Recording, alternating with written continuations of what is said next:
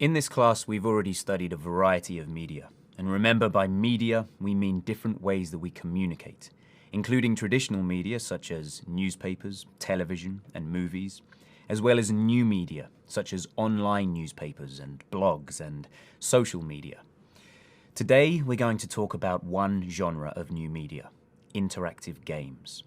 This includes games you play on a game console, computer, or smartphone. Alright then. It'll come as no surprise that video games have been one of the fastest growing types of new media. And as these games have gotten more popular, we have started to see more research on the effects of playing these interactive games. Today we'll look at some of this research on these digital games and talk about some of the effects, positive and negative, of playing them. So, what are some of the potential benefits of playing interactive games? The first benefit is a cognitive benefit, improvements in how our brains work. One of these benefits is improved spatial ability. Spatial ability is the ability to understand the relationship between objects in space, like when you look at a map on your phone to find your way in an unfamiliar city, or when you see relationships in a geometry problem.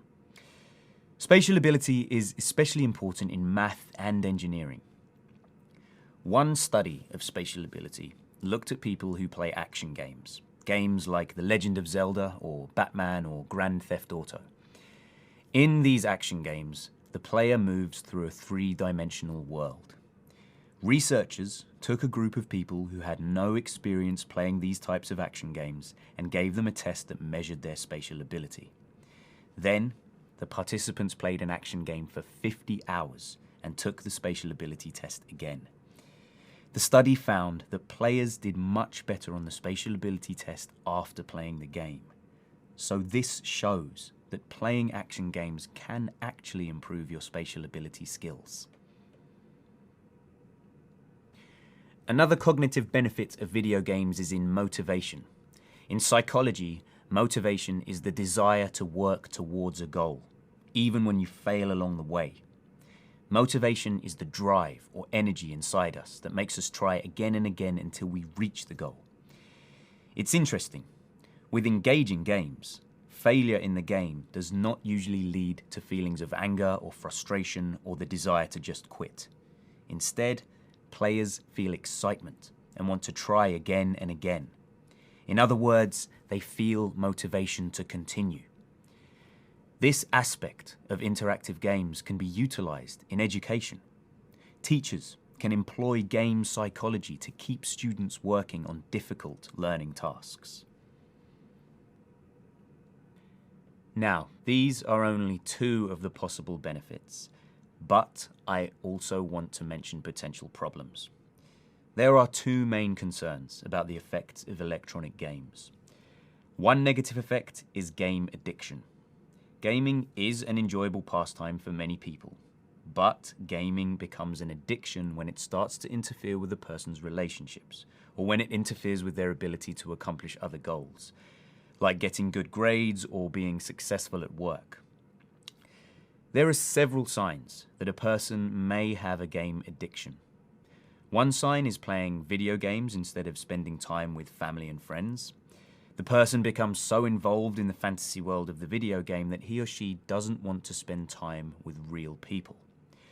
Another sign is the person feels angry or anxious or depressed when they are not able to play. It's estimated that about 10% of gamers have a true addiction, so it is a serious problem. Another area of concern is the effect of fantasy games on the player. In particular, what is the effect of playing violent fantasy games? Does playing a violent game make someone want to hurt another person in real life? Well, the answer to that is not clear. However, studies show that playing violent video games can cause people to be less sensitive to violence and become more aggressive in their real life. For example, a study of 13 and 14-year-olds found that those who played violent games were more likely to argue with their teachers and to get into fights with their classmates. But there really isn't enough proof or evidence to say for sure that video games directly cause this aggressive behavior. These studies only show a connection between violent games and aggressive behavior. In other words, aggressive kids may choose to play violent games. It's not clear if the games make them aggressive or if they like the games because they already are aggressive. Well, there's something for us all to think about: the potential benefits and drawbacks of the increased use of interactive games in our society.